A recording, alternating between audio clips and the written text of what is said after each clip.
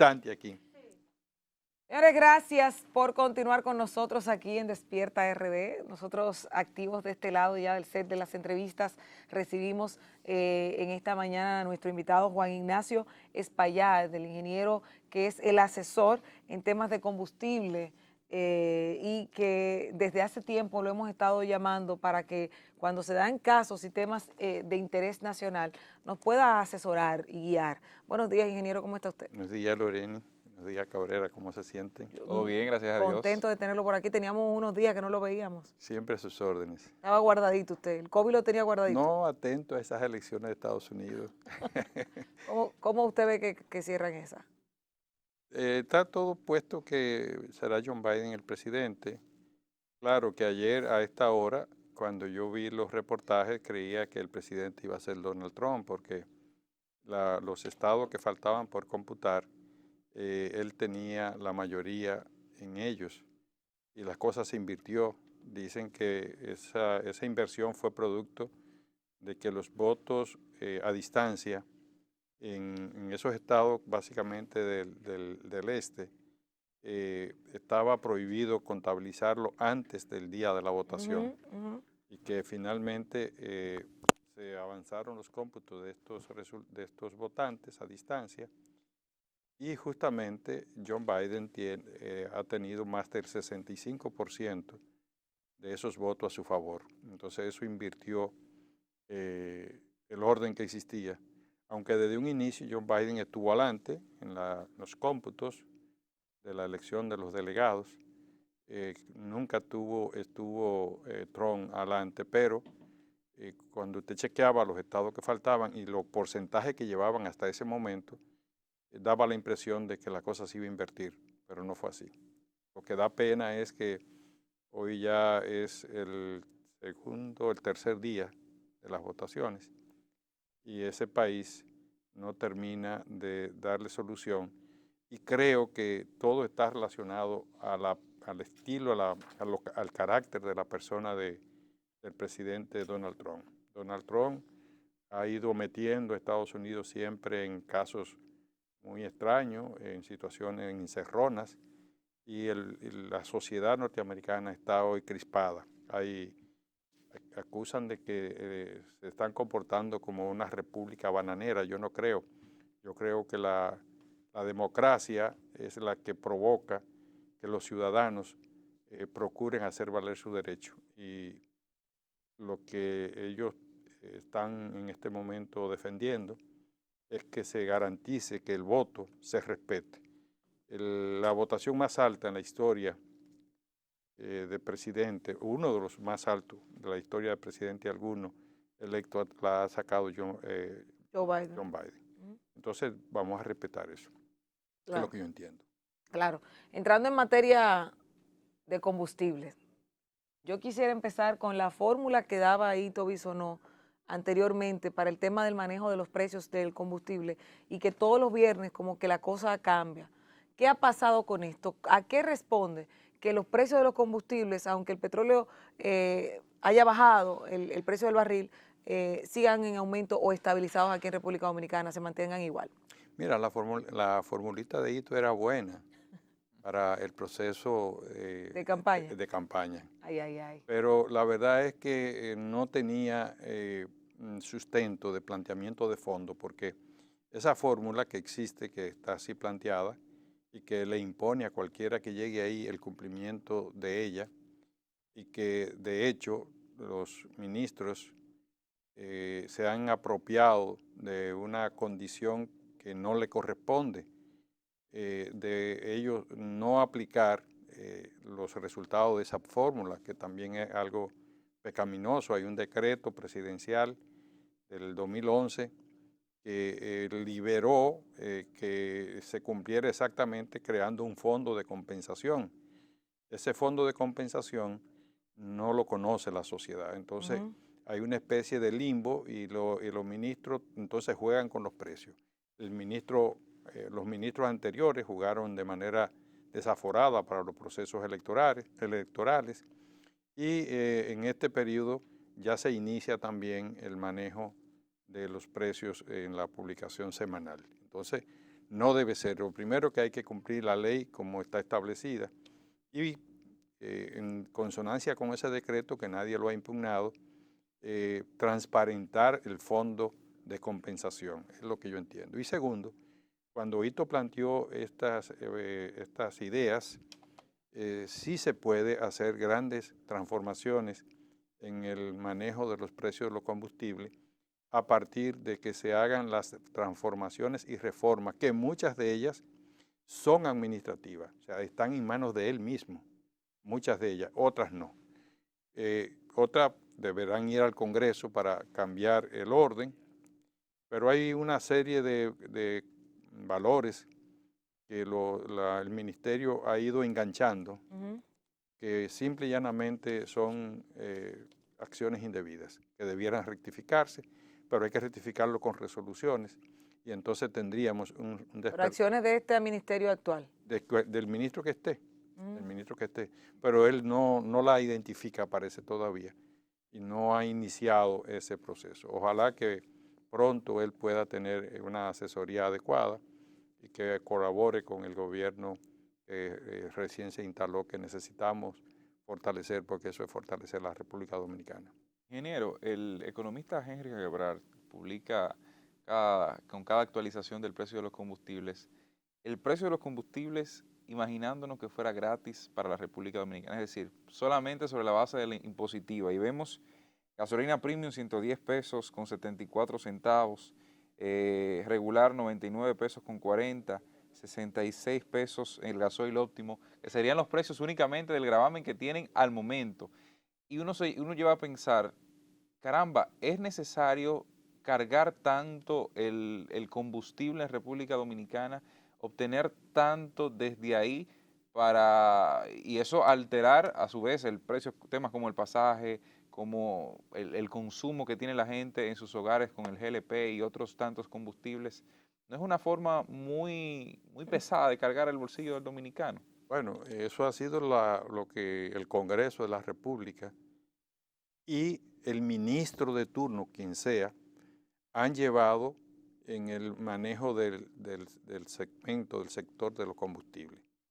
Entonces, como el Congreso representa a la sociedad, se entiende que eso la sociedad lo avala y que ellos están desarrollando lo que el Congreso ha aprobado y lo que las resoluciones se han emitido. Porque Henry Brad ignora, o tal vez lo sabe, que dentro de esos mismos precios, por ejemplo, en el precio de paridad de importación, hay cobros de impositivos ocultos.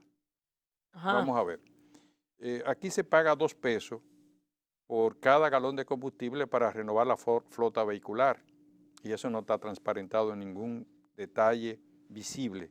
Está en el precio de paridad de importación. Ahí hay también dentro del precio de paridad de importación 1 peso con 48 centavos de lo que el Ministerio de Industria y Comercio, apoyándose en la resolución 307 del año 2001, llama el GAL, el gasto de administración de la ley, que comenzó con 1 centavo. Eso me parece a mí al centavo de las llamadas de Codetel, del minuto local hablado, no sé si se acuerdan, que comenzó con 1 chele y la gente no le hizo caso, pero ya está con 1 peso. Bueno, pues eso comenzó con 1 chele en el año 2001 y hoy está en 1 peso con 48 centavos. Y eso está ahí en ese precio. También dentro de ese precio hay una serie de parámetros injustificados porque ya el precio que se toma como referencia es el precio de la Bolsa de Texas, que ya tiene transporte, tiene seguro, tiene todo. Entonces, en la fórmula que se preparó para los cálculos de los precios, se le carga el precio de paridad de importación, nueva vez transporte, gasto bancario, una serie de parámetros que si usted comienza a segregarlo, realmente hay mucho más dinero oculto que están en la plataforma de los precios de los combustibles. O sea, que lo que él dice es cierto. Quiero aclarar que no es solamente impuestos que hay ahí. Ahí están también los márgenes de intermediación de los actores del mercado, porque el combustible no podrá llegar nunca gratis aquí. No. evidentemente. Nos lo podrá regalar, qué sé yo, Venezuela, vamos a hablar de Venezuela, que aunque no tiene petróleo, pero resulta que nosotros hay que transportarlo y hay que tener una serie de costos que se generan como el almacenamiento, ¿verdad? Que es el uso de terminal, y por lo tanto habrá siempre un costo adicional a ese que usted está planteando, aunque nos lo regalara Venezuela. Esto es un hándicap para la República Dominicana. Yo he planteado que los combustibles son materia prima y que es un bien estratégico. Y como materia prima, al Estado dominicano, no veamos el Estado de hoy, sino el Estado que ha venido en el tiempo, aplicarle impuestos está provocando que nuestros productores y nuestro segmento de servicio se convierta no competitivo con relación a otras sociedades. Cierto es que en el mundo casi la generalidad de los países le aplican impuestos a los combustibles, pero no de manera tan alta como en República Dominicana. Por ejemplo, nosotros tenemos tratado de libre comercio con Estados Unidos. Entonces, Estados Unidos es nuestro gran socio comercial, del cual recibimos la mayor cantidad de importaciones y es a donde también nosotros procuramos colocar la mayor cantidad de nuestro producto, pero allí el combustible tiene un impuesto muy exiguo. Probablemente no llega al 10% de lo que se cobra en República Dominicana. Entonces, nuestro productor nunca podrá entrar al mercado norteamericano vendiendo su producto. Y de hecho, usted chequea cómo estaba la balanza comercial en el año 2000, antes de la ley de hidrocarburos, y usted verá que el desbalance, que había desbalance también, era un porcentaje bajito entre lo que exportábamos y lo que importábamos. Pero ahora no, peor con el Tratado de Libre Comercio, un tratado que debe ser mantenido en la lupa por cualquier gobierno. Claro. Entonces, pero nosotros, ¿por qué disminuimos la relación de transferencia de bienes con esta nación? Porque nuestros productores no pueden competir, ya que el producto que se llama materia prima, que se llama combustible, lo saca de competencia. Eso sucede con todas las otras sociedades. Por ejemplo, los salvadoreños nos están vendiendo mucha mercancía a nosotros y tenemos un tratado de libre comercio con ellos. ¿Y por qué nosotros no aumentamos la capacidad de venderle a los salvadoreños? Porque nosotros tenemos unos precios mucho más altos que lo que ellos tienen. Entonces, no hay capacidad de competir con este país. Por lo que se debe revisar el tema impositivo y buscar que estos impuestos no estén en la materia prima, sino que esos impuestos para el país estén en el bien producido, Y también diferenciar que hay combustibles que tienen una vocación de mayor capacidad de riqueza. Muchos dan condiciones de estabilidad y comodidad, pero otros dan desarrollo de riqueza, como es el que se usa para la producción industrial, la agrícola y los servicios, el combustible, el diésel, el gasoil, que cada día se demanda por la condición de tener un mejor rendimiento en cuanto a la cantidad de capacidad calorífica por cada peso invertido en él. Pero si nuestro gasoil, que hoy paga alrededor de 42 pesos de impuestos, no lo podemos tener a precio competitivo con otros países, el productor nacional se va al piso y no puede competir. Algo que el presidente Luis Abinader debiera ya observar, de que el impuesto a ese bien estratégico de desarrollo nacional debe ser revisado en todos los órdenes. Nosotros hemos planteado que sea revisado en los impuestos, en los márgenes de intermediación y en los procesos de operatividad. ¿Y en las exoneraciones? Cuando yo digo, bueno, las exoneraciones ya no sería necesario ni hablar de ellas si usted le quita los impuestos, porque todos los recibiríamos al mismo precio. Claro. Entonces ya la mafia que existe se erradicaría. ¿Existe una mafia en esto? En el diésel y en el fuel oil hay una situación de grandes oportunidades que se tienen los que reciben por ley o por contratos, exoneración de estos combustibles. Que la exoneración es que lo reciben no gratis, sino que solamente pagan sin los impuestos, ¿cierto? No pagan los impuestos. Exacto. Pero mire cómo empieza el tema. Para revisar esto tenemos que comenzar en el costo del uso de terminal. Es inconcebible que el diésel, que es mucho más difícil de manejar en su almacenamiento y en su proceso, tiene un costo de uso de terminal mayor que la gasolina. Comencemos ahí. Digo, me permite decirlo a los importadores, a los 3, 4 importadores que hay en el país, pero debo decírselo. Manejar el gasoil no cuesta lo mismo que manejar gasolina, pero hay un costo de uso de terminal mayor. Si usted le baja eso, si usted le baja al transporte, porque el precio va a bajar, a partir de ahí usted va a tener, señor transportista, 42 pesos menos, Claro. ¿verdad? En el galón. Entonces usted puede bajar el precio del transporte. Usted entonces puede a ese producto tenerle un margen de intermediación por ser un producto estratégico a las mayoristas y también al detallista. Y con esto podemos entonces eliminar la mafia, la transferencia de gasoil que se va de los que por ley le corresponde, porque usted no puede decirle ahora cóbrenle los impuestos al generador de electricidad porque le va a vender la electricidad más cara a la sociedad. O le decirle a una zona franca, una zona industrial que exporta, que tal vez tiene el privilegio de tener en la ley el beneficio del combustible exonerado, te voy a cobrar impuestos para que exporte impuestos.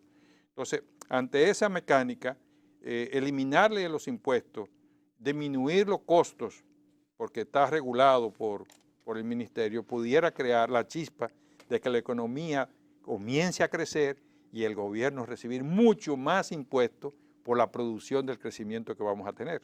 Yo no puedo dejarlo ir sin hablar del tema de la explotación en San Pedro de Macorís, que se tiene pendiente, que el gobierno firmó ya un acuerdo con una empresa internacional.